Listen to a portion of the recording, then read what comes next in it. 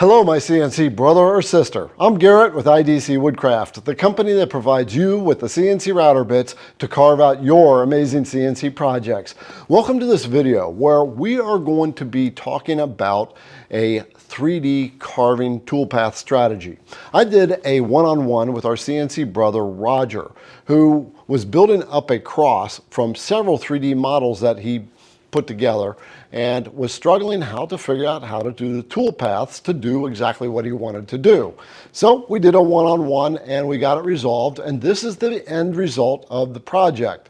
This 15-inch cross that he's made for a couple that's getting married in his church. So this video is really intended to help you understand how to figure out toolpath strategies around these 3D models that you might be working with in your CNC projects. Now, Roger's using Vectric version 11.5.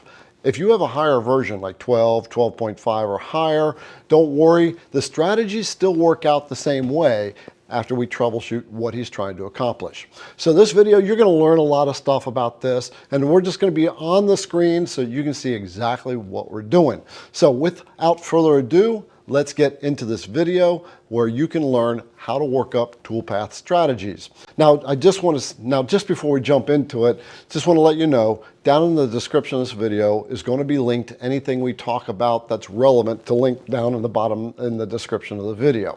So with that, let's dive into this thing with Roger and get you educated on how to do some toolpath strategies. Let's go. idcwoodcraft.com. All right, we're helping our CNC brother Roger. He's got a question with a project. Okay, all right, let's fire away. So what's the issue that you're having on this? So let's go over to tool setup, toolpath setup. And so obviously it's a 3D model. Yeah. So I'll click over here. Did you build this one, by the way? I did. No, I did not build the cross, but I added the plaque down at the bottom. Okay. Okay. But and this is baked. So this is one item now. Okay. All right. Now, just to start off, Roger used the term baked for a 3D model. What he means though by baked is that he took several models and put them together, and then he told the software to merge them so that they are effectively one single model. In other words, you can't break the 3D models back apart, and that is what baked means. So I went over here to roughing. Okay. And model boundary. And I did the beast, the roughing end mill. You may know something about that. And I had selected that, and I did the model boundary, and then I did the 3D raster, basically, and I calculated it. And let me see here. Yeah, I'm gonna make sure I got that picked. Yep, calculated it. And reset the preview. Okay. And preview all toolpaths. All right. Then I closed. And my setup, by the way, this is I don't know, look at my settings right here, but it's the thickness is 1 inch. And my datum is in the center, top of the material. And this is the height model thickness right here. Okay. And what I might suggest is the model thickness is, it's the brown one. It is? I think. It's the darker one. I thought it was the light. It is the light one. Sorry. Yeah. Okay. So okay. One of the things I would do is actually give yourself a little material on the top. Okay. That way you can you don't have any accidental flat spots. All right. So okay. Okay. Sure. All right. So I'll hit OK. Going to recalculate. Yep. All right. Now, okay. Now we'll go to the finishing toolpath. Okay. All right. And I just put a ball nose, an eighth inch ball nose there. Okay. I had how big is the project, by the way? It is 10 10 by 17, I believe. 10 by 17, yeah. Okay. And I had put in a 1/4-inch ball nose first, and then but anyway, you'll see the situation. Yeah. And I'm still at the model boundary, Okay. and Go to raster. yep, they had the raster, and so then I calculated, reset the preview all toolpaths. All right, so number one, as you can see here, that you see these pieces in the center. Number one, it's not going all the way through. I wanted it to go all the way through. I want it to be standout. You know what I mean? I want it to be all the way through. Okay. All right. But you see these. You see, number one, it didn't go all the way through, and I got the pillar here. I got this piece here, Mm-hmm. and that's so. I don't know why. Okay. That's doing why it's doing that. That's there because that's not part of the 3D model. And so think of that, these tabs. I'm going to click in. Yep. So zoom in. Think of these tabs, as the same as the outside material. Okay. Okay. So it's basically, it is not part of the model itself. So here's what I would do on this. And you wanted to cut it out. So you're going to have to do a third profile toolpath on it. So here's what we do. Okay. Close that. Go back to your design. Switch from toolpaths to design. All right. By the way, you can use the F11 and F12 buttons. Okay. Right. So select the model. And let me just come in here. You go right ahead. Oh, you got a boundary on there. Yep. You created that boundary line. Okay. Yeah, I did. So here's what I would do is what you're doing model boundary. Okay. So let's go back over to toolpath for a second. I'm going to go into this guy here. So you're doing the model boundaries instead of selected vectors. Correct. So you have vectors there, and you want to do it from vectors. Now I want to stop and make a distinction with this model boundary that Roger is selecting. There are actually 4 different selections. They are model boundary, material boundary, selected vectors, and selected level. So I'm not going to talk about selected level, but I am going to talk about the other 3 because we are going to dive into this a little bit later so that you understand that Roger is not quite picking out the right stuff the way he needs to. So first one is the model boundary. Let's pretend that this is our raw material, the piece of material, the project setup, roughly 10 by 10 inches. And this is the 3D model. So what Roger's doing is basically his cross is on his piece of material, roughly like that. Well, if I can get it. So what we have is we have a piece of material and we have the model. So he has imported the model into the material. Now, when he's selecting model boundary, what he is actually doing is selecting the bounds of the model itself. So these 3D models, they have an endpoint, and that is the boundary of the model itself. So that's what he's actually selecting. The next one, the next selection is material boundary. And that is, he's got the 3D model placed on his material, and he is telling the software when he selects material boundary that it's going to rough carve or finish carve the based on the material size that he selected. We'll say 10 by 17. In this case, we'll say roughly 10 by 10. So this is considered the material boundary. The third one, and that's the one that we're going to get Roger onto that he's not doing, is the selected vector. Now, when you import a 3D model into a project, it is the model and it's sitting on top of the material. So what you want to do is you want to actually add a boundary to it. The vector excuse me, not a boundary, a vector. So I'm going to get into my computer to kind of explain this, what this vector is. But I'm going to give you kind of a heads up here. What we're going to do is we're going to take the model itself, and we're going to tell it we want a vector drawn all the way around the model. A line, something that we can carve, just like the lines, boxes, squares, circles that you do normally. We are going to tell the software to put a vector around the model. So let me get into my computer and I'll show you exactly what I mean.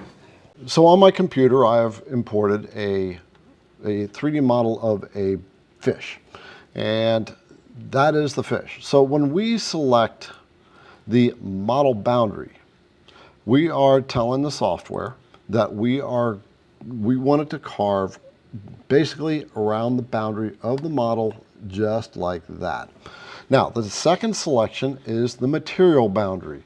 So with the material boundary, that is the actual material size that we have told the software is the size of our material. So what it'll do is it will carve to the material boundary and do the 3D model at the same time. Now the third one, which is selected vectors, this is really where we want to go with Roger and what we're going to do. So your model comes in without a vector or a line that it can carve around. So we want to tell the software that we want a vector around it. So in the VCarve Pro software, this is version 12 that I have, you're going to have this menu at the bottom called 3D models or 3D model tools. And the first icon is going to be this little box with a little red line around that box. And when you hover over it, it says create vector boundary around the selected components. So right now, I'm going to just click off this fish, and that is now not selected. So I'm going to click back on it, and now it is selected. Now I'm going to zoom in really close to the fish. And you can see this model comes down into kind of a step. That step is the model boundary. But what we're going to do is we're going to put a vector around it. So I'm going to click this first button called Create Vector Boundary while the fish is selected. And I want you to watch right in this fish's mouth what pops up. Here we go. We're going to click it. And now you see this line has popped up. So what that is, and you can see it all the way around, by the way. If I reduce the size of the fish, you're going to see that there is a line drawn around the fish. Plus we get that little hole right there, which tells us that that is actually through the fish. That's kind of, oh no, that's just something on my computer. Okay. So what we've done is we've actually created a boundary. And when we come over to the part of the screen where we say selected vectors, like that right there, then what we would do is actually select the vector itself, this guy right here. So we'll just do a quick demonstration so you actually see what's going on. I'm going to switch over to Toolpaths, and I'm going to just change the size of this vector. I'm just going to make it much bigger so it's not touching the fish. And I'm actually going to distort it a bit. There we go. That fish's tail is kind of in the way of the vector. So we'll just do something like that. Let's make it even bigger, because I don't want any of this boundary touching the fish. All right, so there we go. We'll put the fish inside there and got to go just a little bit bigger. Now we'll just make the fish a little smaller. Okay, there we go. Now the fish is inside. So we're going to go into the 3D carving toolpath. Now, what I'm showing you is in both the 3D roughing toolpath, this guy right here, and the 3D finishing. We're just going to go to 3D finishing. So here we are. I'm just going to select the taper ball nose bit, the 10 degree. Okay, so this is the fine detail taper ball nose bit from IDC Woodcraft, and that will be linked down below. And we're going to select this selection model boundary.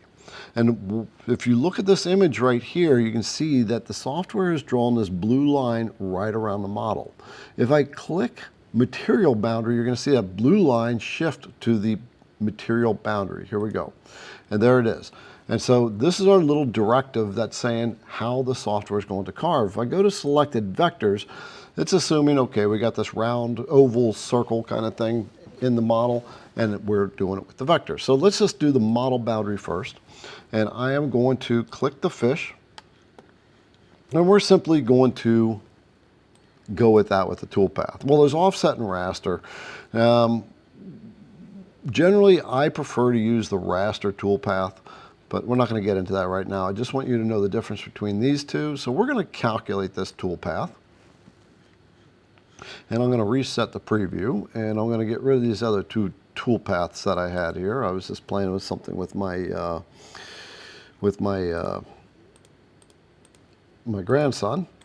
So we're going to delete all visible. There we go. And now we're going to reset the preview and preview the toolpath. So you can see we have carved the fish in the project. That fish is way deep. That's because of another setting. I'm not going to get into that right now. But you can see it just carved around the fish itself. So we're going to go back into that 3D toolpath by double clicking the toolpath. And now we're going to click material boundary. And I'm simply going to recalculate. And it's going to take a little bit longer because now it has to carve all the material on this. And it looks like it's frozen up.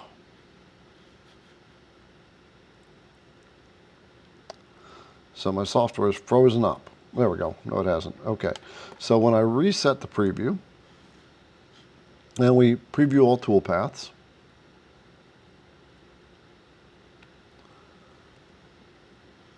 and we're just going to let this puppy run out. It's going as fast as it can. You can see now that it's carving all the material away based on the material, and it's leaving the fish. So it has carved that. So I'm going to stop that. And we're going to go back into the toolpath. I'm going to click selected vectors. And now we're going to select the fish vector. And I'm going to click calculate. So it calculated it. We're going to reset the preview. And I'm going to preview all toolpaths. And so now it is just carved inside the vector that we selected or created. It could be a square, it can be a box, whatever. We created a vector around the 3D model and we just simply changed the size of it. So that's the difference between the model boundary, material boundary, and selected vectors. We are not going to deal with selected level right now. So we are going to leave it at that and jump back onto Roger's project and continue on. I hope this made sense to you. If it did, then take a minute and give me a thumbs up. We're going to continue troubleshooting Roger's thing. I want to see how he worked it, and then I'm going to start working on it and making this thing work out. Let's go. So first of all, what I'm going to just recalculate this for a second. And preview all toolpaths. Okay. So what you want to do, let's take a look at the height on that. Looks like that model can raise up. The rings are a bit thick. That's what's causing the height. Exactly right. When I did it all set up, when I imported it, you know, I had the modeling plane, and so I had to obviously the rings are thick. That's what's causing it. Yeah. Okay. So what we need to do is, first of all, you just want these areas to be flat in there, correct? Yeah, I want all the cutouts. Yeah. And the only cutout is going to be around the outside. No, not true. Take a look on the other side over here. So you want this cutout? Yeah, and also down here, all this. All these. You have to click. You have to click in. I can't see your mouse. Okay, go ahead. Here, all these spots, all these white. You see where all the white? You want all that cut out. That's going to be a little tricky, my friend, because they're so small. Okay, and if we do something else, we have to do something else. Yeah, so those areas you probably don't. I'm going to say you don't want to cut out these areas right in here. Okay. Just these all these little things because they're so small. There's no router. All right. There's no router bit long enough and that small that's going to be able to get it. Okay. But can get this. Yeah. You might be able to get that. That, okay. and that. And we might be able to get that cleared out. We probably can't get all this cleared out. but we can get some of that cleared out. So, all right. So here's where we're going to do this. So first of all, You see, it shows it here. It shows where that it's you have to click in while no. I'm I know. I let you, but it okay. shows right here. It's all the way through. Yeah. The light blue. It shows it all the way through here. Right. So here's what. So what you're looking at is the STL file, the model itself. Right. Right. Okay. So the model is doing exactly what it's supposed to do in the carve. All right. The thing is it is when you generate these tool paths, we got, oops, we don't need that one. Let me delete that one. Okay. When you generate let's just regenerate it. Okay. So it's carving the model. It's not cutting out because we're not telling it to cut out. So the way you need to tell it to cut out, how thick is this? 1 inch, and I set Yeah. it for 1 inch. Okay. So here's what I'll do. All right. First of all, on your roughing and your finishing, you want to do material boundary because you need to get rid of all this material, this excess material. Okay. Okay. So it's going to run a little longer. It's all right. We need to get that out of there so that when you actually start cut out, you've got room to work with. Okay. Okay. So here's what I would do. I would switch this to material boundary. Got it. Okay. I'm going kind of quick instead of having you do it. That's fine. I've got to go get the grandkids here shortly. Yeah. Do the same with the finish. You don't even have to do the same with the finish. You should be able to still do. I would do selected vector, I believe. Let's do selected vector. You did selected level. Sorry, vector. And then you come in and choose this vector right there. It's all grouped. We have to ungroup that. Yep. Okay. All right. So we're going to select that vector. Okay. And I would do, you got a boundary offset. Okay. Calculate. All right. Let's reset. Reveal toolpaths. Okay. All right. So see how it's cleared that out now? Sure has. Okay. And it's done that because we only selected the outer vector over here.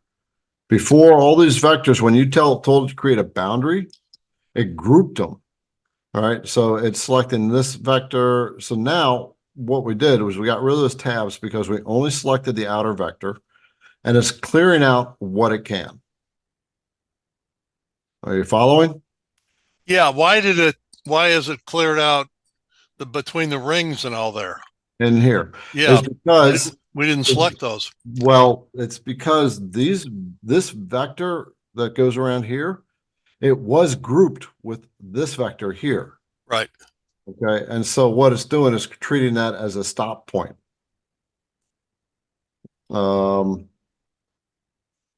What we did is basically we deselected that vector. Now we're not setting a limit to it. Now it can cut through there. Because when we were telling it model boundary, it doesn't matter what vectors you have. It's just picking the boundaries of the model. The vector doesn't even have to be there when you're selecting the model boundary. Okay. Let me click in here. You have model boundary, and that has nothing to do with a vector. Right. Literally, it's literally just going to cut to the edge of the model. Okay. Material boundary is the end of the material. Right. Selected vector is whatever you select in here. Right. Okay. We ungrouped. Right. And that enabled it to say, okay, I'm going to cut out everything inside of this space. When it was grouped, when you selected this vector, it also selected this vector. So that created the stop point, the limit that it won't pass. Does that make sense to you? Kind of. All right, I want to explain this a little bit more thoroughly to you so you understand exactly what was going on here. So let's draw out Roger's cross, roughly, something to that effect. And there's these rings inside. So there are these two nubs that were there. So let's just say this is the boundary here, and then this area in the model is what we could see through, these two areas right there. So we told the software that we wanted to put a boundary around the software. And we did that earlier in this video on the fish. And what it did, it basically drew a line around the vector. Now, what it did was there's all these little clear spots around Roger's model. And when we told it to put a vector around it, the cross that Roger has a lot of areas that you can actually see through. So that's the model itself. So the model actually has lots of little holes throughout the model itself. And so for simplicity's sake, we're just going to say these are the two holes that are on the inside. These two little rings right there. And so what Roger did is he told it to place a vector around the model. Whenever the software puts a vector around a model, when you tell it to, it's going to put a vector around not just the outside boundary of the model, but any part of the model that actually has a through point. So there's lots of all those little holes, there's all kinds of through points. So the software drew vectors all throughout that model. Now, it also imported those vectors as if they were grouped, or it did group them when it imported.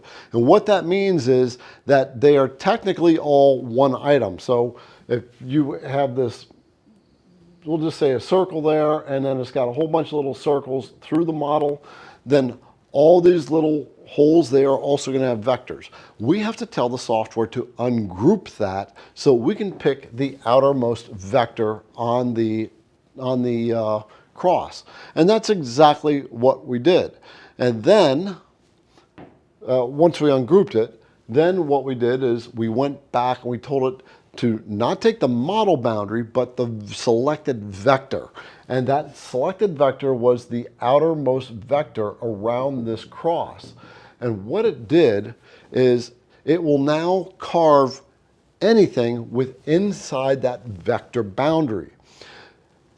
The way the Vectric software works is, let me delete this. When it comes to vectors and basically what we call pocketing, in this instance with Roger's thing, we're doing a 3D type of carve, but it's also doing a technique that is used in the pocketing toolpath. And what that technique is let's say we've got a vector that we've drawn. Well, we'll just go with the cross. And my pen is not working so well, drying up, so let's switch. We got the cross right there. And that's the outer boundary. Okay, that's not the cross, not the 3D model. This is the boundary that it made. And then we have the two circles inside to keep it simple. When we tell the software that we're going to carve this 3D model based on this vector, it's going to say, okay, I'm going to carve everything inside this boundary up to the next selected boundary. So when the things are grouped and we select the vector, it's selecting all of them, the cross, these two circles. So what it's going to do, it's technically going to carve everything inside that cross up to the circles. So everything like that, these two little eyeballs here, all that's going to be carved out. And that's why the router bit stops at that line. And that's why we had those two humps.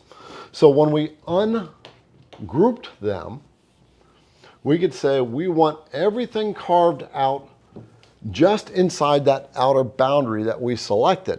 And now what the software is going to do, it's going to say, okay, I'm going to follow this 3D contour, and there's no limiting vector inside of that contour. So now it'll carve everything it can carve inside that 3D model. So I want to just try to say this one more time so you understand this little thing, because this is something you'll run into when you do pocketing. Let's say we are carving a pocket. We're going to do a name. We're going to do, let's just do Bob. Okay, so we have B-O-B. There, Bob. And we tell the software we want to carve, we want to pocket out Bob. We want to do a recess, kind of like this sign right here. You see there's a recess here. We've carved out from this line here all the way up to the letters. So what we do is we select everything, this vector, the B, the O, the B, and the insides. What the software is going to do is going to say, okay, this is my outer boundary right here. I'm going to start carving and I'm going to work my way in. Once I hit the next vector, closed vector that is, like a box or a circle or the letter B, I'm going to stop. I'm not going to carve past that vector until I run into another vector, then I'll start again. So basically it is starting right here and it's going to work its way in until it hits the B, until it hits the O, until it hits the B.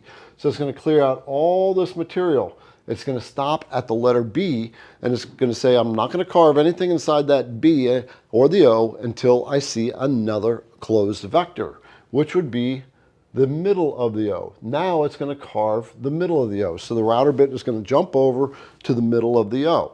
So this is what was happening with Roger's project. Once you say, I'm just going to select the outer boundary, now it's going to carve all the way to the center and it's going to follow the contour and it doesn't matter what's in its way, it's going to carve through it. So I hope that made sense. Let's get back to Roger's drawing.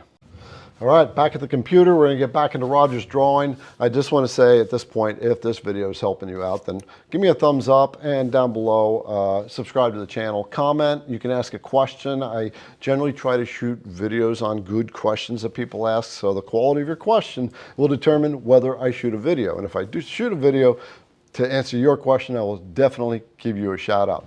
And be sure to stop by idcwoodcraft.com, the place where you get your CNC router bits to carve out your amazing CNC projects. All right, my CNC brother or sister, let's get back into this. Yeah, when I ungrouped it, yeah. So that's just doing the outside. Yeah, grouping was the big deal.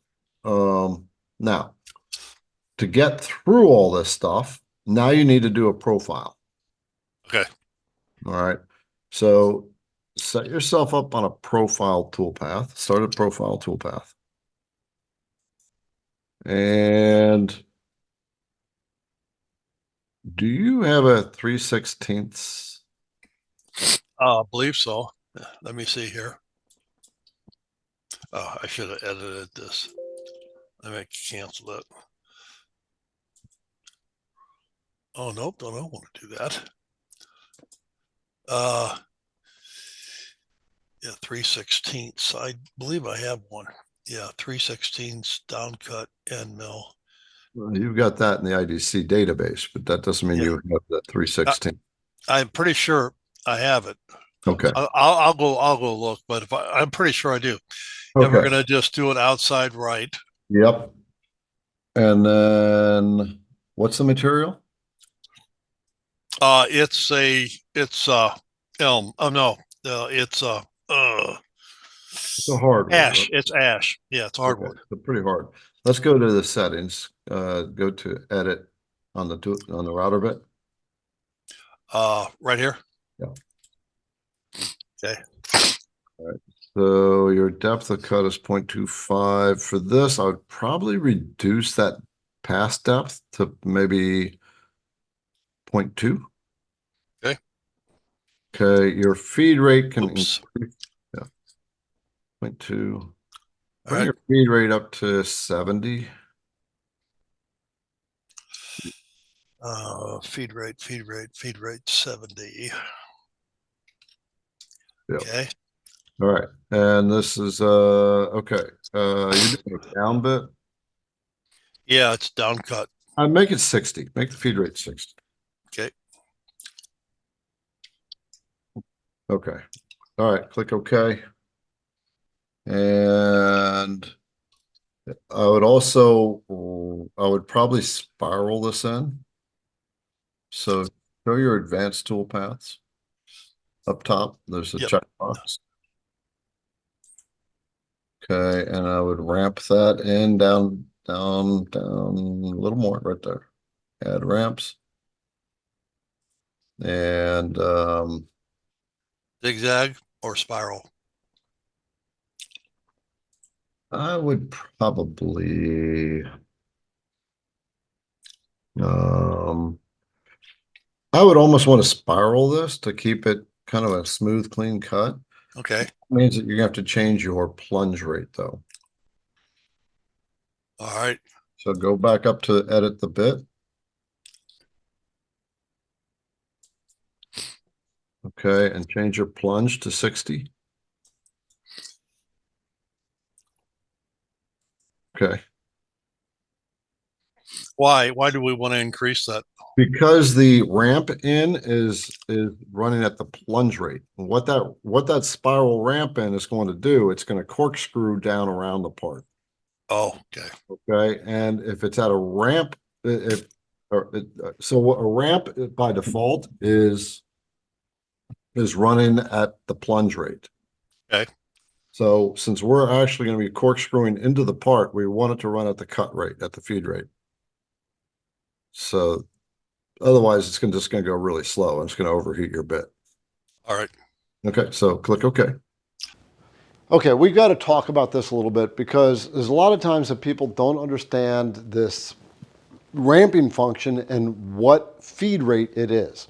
Now, in your Vectric software, you have two distinct feed rates. You've got your standard feed and you have your plunge, Plunge. So the feed rate is anything cutting across.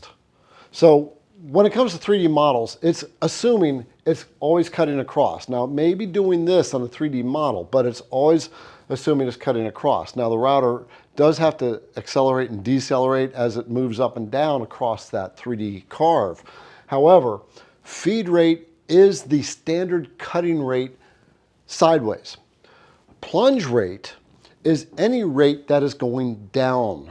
Now, it can be straight down or it can be downhill. It's still considered down or a plunge rate. So when we are setting up ramps, a ramp basically is, say this is the top of your material and your router bit needs to come down to this level here, you can either plunge directly into it and then start cutting across. That's your plunge feed, this one here, and this is your feed rate. But you also have a ramp. So that would be where the router bit comes in at an angle and then it goes on with its feed. Or it may zigzag in, just like that. That is considered a downward move. And so that is going to be designated as a plunge rate. So if you have a plunge rate set at, say, 30, but your standard cutting feed rate is 60, 80, 120, if you're doing a ramp in, and this spiral is a ramp in, I'll explain this to you in a minute, what a spiral is. Any kind of ramp that is moving down is a plunge. So we have to go back into the tool database and adjust that to the feed rate. So on a ramp, you want it to be a feed. You want it to be this feed rate on your ramp. So we go in and we edit it in the specific design file. Don't edit it in the main database because that will default for everything. You always want to do it in the main file because in one project you may want to ramp in and another project you may want to just go on a straight plunge. So you want to keep that main setting. So let's talk about these different types of ramps. We've got three kinds of ramps. You have an angle, I can't remember what it's on the software. You have a zigzag, spiral, and basically a straight in or at an angle. So we're just going to say angle. So the angle is basically it's coming in like that and then it goes on out. And that's the first one. The next one is a zigzag, where it's going to come in like that, and then it's going to go into its feed rate. The spiral, and this is why Roger wanted to change this data, because he's got this 10-inch wide by 15-inch tall cross that he's making. And what this spiral is going to do, it's going to start at the top of the cross. I'm going to just draw like kind of a 3D perspective of the cross. So it's kind of laying on its side here, like that, and that would be the cross. Hey, I'm doing pretty good here. Okay, so what that's going to do, it's going to start at some high point, and it's going to corkscrew down into that project. So that the picture I just drew isn't going to be a good representation. Basically, a spiral starts at the top of the project, and it's going to corkscrew its way down around the profile until it gets down to the bottom. And what it does in that motion, it's considered a downward motion or a plunge. Now, if we're doing a constant feed, we need that.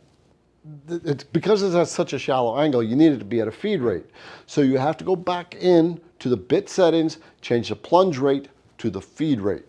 So if your feed rate's at 100 and your plunge is at 30, you need to change the plunge to 100. What it's going to do, once it finishes that corkscrew, it's going to make one more journey around at the bottom at the feed rate. So this is what I was explaining to Roger that he didn't quite pick up, that I want to make sure you understand. If this was helpful, again, give me a thumbs up, subscribe to the channel, comment down below. All right, I like to go with the spiral tool paths when I'm doing a cutout. If I'm not doing a straight plunge and then doing a profile and a little more plunge, the reason why I like to do the spiral plunge is because it leaves a nice, clean, progressive cut as it's moving down. When you're doing a straight plunge and you go around and then you go down more, you can sometimes have a little bit of a step on the side of the project that you have to sand out. If that makes sense, give me that thumbs up. Let's keep going. Now, don't we need to do some tabs? I would do some tabs. Are you doing a compression, 3/16 compression or 3/16 down cut? I think it's down cut. Okay. Tabs aren't always necessary, especially as deep as you're going here, just because you can add tabs. Go ahead, you can add tabs.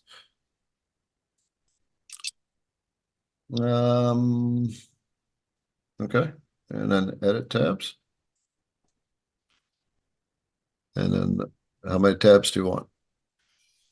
We could do 4. I would do 4. All right, I do tabs. Okay, then pick those places. If you go expand your 2D drawing. Yep. Yep. So that's not a bad spot there. This is a spot I can get. I would What? Yeah, go ahead. Tell me what would you do? I would tab there. Okay. I would tab here. So we'll put one there. Yep. I would tab, just move that tab. I would probably come up more to the middle. Okay. All right. We really want to secure this part. Yeah. All right. Okay. And then this one's on the loop. That's going to be a pain in the ass. Yeah. All right. So just get rid of that. Get rid of that. Yeah. I would tab here at the edge there. I would tab there, and I would get rid of that tab, and I would tab at the top. Okay. So 1, 2, 3, 4, 5, 6, 7. Okay, that gives your part a lot of security. Good. Okay. Okay, click close. Add tabs or close? Close. All right. Okay, and now this is the profile. So you want this to cut through the project. So Which is 1, right? yeah, and then outside. Here's another thing you might want to do too. Since this is such a nice project, I would lead in on this one. This is another good learning experience. So what is a lead in? That's what I said, L-E-A-D. I would lead in on this project. So let me set the foundation first. When you say you're going to carve out this box, And your router bit is going to simply come in. It's going to plunge right into the box, right along the edge. So we're picking the outside, right? We're going to profile this box out. So basically the router bit's going to be right there. It's going to cut around. And when we're all done, we're going to have this nice little box carved out of your piece of material. Well, now, when the router bit does that plunge straight down, it's going to leave a little mark on the edge of your material. I need to get something here so I can try to show this a little bit better. So if the router bit comes down like that, it's going to leave a little, what we call a tool mark right there. And it's going to come around, and then it's going to stop there. It's going to plunge down further, and it's going to start going around again. And you're going to get this little mark there. So what we want to do on Roger's project is avoid that by doing what we call a lead in and a lead out. And what that means is the router bit will not come down right at the edge of the project, but it will come down outside the edge of the project, and then it will come in on kind of an arc, which is what we're going to tell it to do. And so that's going to make a nice smooth transition into the box. It's going to cut around, and when it gets here, it's going to come past that position, and then it's going to lead back out. So we want to lead in and a lead out. And I recommend that you do that as often as you can. For example, this marble maze right here. That's exactly what I did on this because I didn't want that little tool mark on the side of it where I have to sand it out. This is something a lot of people end up running into. They wonder what that little dig is where that router bit was. That's because the router bit came straight in. So you want to learn how to do a lead in and a lead out. And speaking of this marble maze, here, let me get a finished one here. This is a project that I've made available to you with a specific router bit that we just released at IDC Woodcraft. I got to pause my camera to get the bit. It is this bit right here. It's a down cutting ball nose end mill. This is designed in such a way that it leaves no tear out or chip out when it's doing some carving, which is very common with ball nose bits. And that's what makes making marble mazes such a pain, is ball nose bits leave that tear out and chip out. I don't like to use straight bits on these things because it just, this rounded at the bottom just makes it look a lot more elegant. And so this is free to you, this marble maze design. I provide instructions, the G code, the design file, and you even get a ball bearing with it, if you can see it in there. That comes with the 1/4-inch downcut ball nose end mill if you decide to get it. I'll link that down below as well. This guy is a lot of fun to make, and in my instructions I tell you all the supplies that you need, where to get them, provide links for everything, and this is just a lot of fun to make. So you might want to consider getting that bit just to make this guy, because you get the whole thing designed out for you. All you got to do is get the material and get the bit and cut it out. Okay, so with the lead in, lead out, I just want to make sure you get it.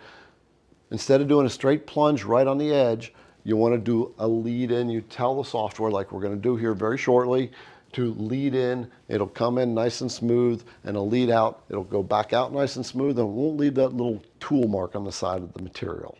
Let's get back into Roger's project. So first of all, the router bit is going to start right down here. Okay. Okay. Yep. So that's a good spot to start in. I would do a lead in. That's this guy right here. I don't see it. Where are you? Where are you? Oh, I'm over, there. Okay. I'm over by the rim. Yeah, I see. Lead. There you go. Oh, so I would do a lead in. At the bottom, so it's probably not that big of a deal. But I would add a lead in and make it a circular lead in. Okay. And then a lead out. Okay. And what's that say? 0, 0. Yeah, what's the, I can't read that text. Oh, it says overcut distance. Oh, so maybe 0.5. Okay. All right, then calculate that. Okay, and then preview all your toolpaths. And so do you want this cleared out too? I want, yes, I do. Okay. let's go back into your, all right, let's create a pocket toolpath. All right, we're gonna use the 3/16 again. This depth here, cut depth, we need to go you 1 want inch. Yep. Okay. And we're going to do that 3/16 here. First, yeah, delete the one that you got in there. Okay. Yep. And then I would probably do the same. Go back to the settings again. Edit the bit. Okay. And we're gonna do the same settings, 0.2, since it's the same downcut bit. So your pass depth is 0.2.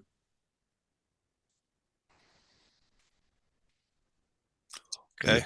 Feed rate will be 60. Plunge rate. And plunge rate can stay the same for the strategy we're going to do. So click All right. OK. And in this one, you want to do offset. Okay. The reason is it's going to start in the middle of it and it's going to work its way out to clear it out. All right. Got it. So now you have to pick your vectors. Okay. And the vectors you need to pick are the ones that you want to clear out. Okay. So it's going to be that vector. Yeah. We got to hold shift down, right? Yep. That vector. That one. Yep. We'll try to get that one. Sure. That one. And we'll see what we can do here. Yeah. I don't know if that's going to work. Okay, so now you can. Well, hang on. Yeah. Down here, that didn't. Down where? Oh, shoot. I lost all of them now. That's okay. Go ahead, you select them.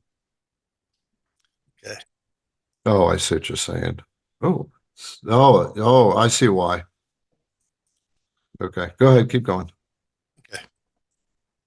And the one on top. There you go. Okay, now calculate that. Just looking to make sure everything. Okay. All right, and preview the toolpath. There Okay, you so go. yeah, that's going to work out at the bottom. Yeah. Right down here. It's not going to Yeah. look. I mean, that's up to you. You can keep it, but it's not going to look so good. Entirely up to you. Well, I don't think they'll notice. Yeah. Well, I could take, it's not, I could take a Dremel tool and cut it and file it. Yeah. Okay. Okay. So now this profile toolpath needs to be moved up. So this is, yeah. Move this profile toolpath up one. Okay. Hang on. There you go. Now you need to give it a name. These are going to get. Oh, yeah. Yeah. They're going to get confused.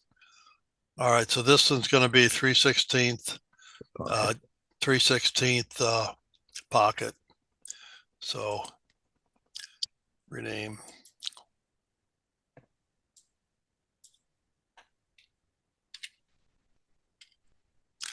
(3/16), and this one's going to be same profile. Yeah, that's the cutout. Yeah, then that'll be I'll change that name. 3/16 also. Ah, shoot. All right, you change it right there. Change it at the bottom under the name. Right. It's been a while since you've been doing this, huh? Yeah, it has been. And so I've been doing a lot of videos, 3/16 here, profile 3/16 cut. Yeah, it's been a while. So Roger, I would name this a lot more clearly. I'm going to click in. You do right ahead. Oh, it's cutout. Oh, yeah. Yeah. Cut out 3/16. 3/16. It's not going to work with a hash on the 3/16. I know. Okay. I remember that much. Yeah. Okay. So, yep, and that's the pocket. So I would name that inner. Rename for me. I would name that. Come on. Do it that way.